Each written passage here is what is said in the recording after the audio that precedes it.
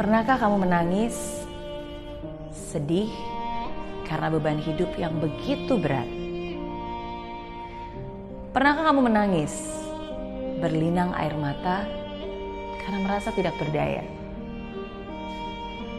Pernahkah kamu menangis, putus asa, dan hampir menyerah? Saya pun pernah mengalami saat-saat itu.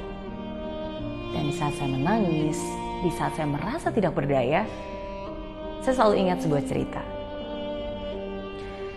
Pada suatu hari, seekor anak kerang di dasar laut mengadu dan mengeluh pada ibunya.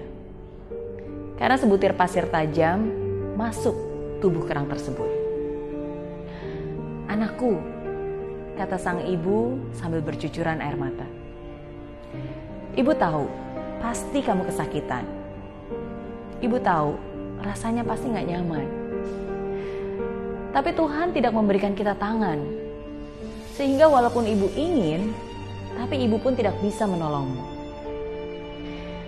Tapi terimalah itu sebagai takdir alam. Kamu boleh menangis, tapi bagaimanapun, kamu harus tetap kuat ya. Kuatkan hatimu, kerahkan semangatmu untuk bisa melawan rasa sakit itu. Balutlah pasir itu dengan air mata dan kesungguhanmu. Hanya itu yang bisa kau perbuat," kata ibunya dengan sendu dan lembut. Akhirnya anak kerang itu pun melakukan nasihat ibunya.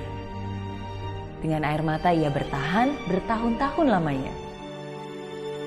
Dan tanpa disadari, ternyata air mata yang membalut pasir itu perlahan-lahan mengeras dan mengubah pasir tersebut menjadi sebuah mutiara yang indah dan begitu berharga.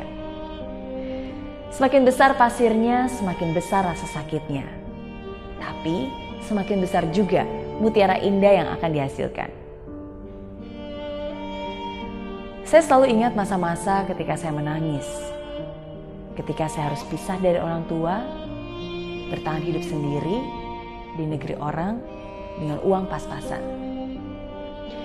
Saya masih ingat ketika saya menangis, menghabiskan masa muda saya bekerja 14 jam tiap hari, non-stop 7 hari selama seminggu, di bawah terik matahari, ditolak, ditertawakan, diremehkan. Saya masih ingat saat-saat saya menangis, ketika saya gagal berkali-kali dan jatuh terinjak-injak.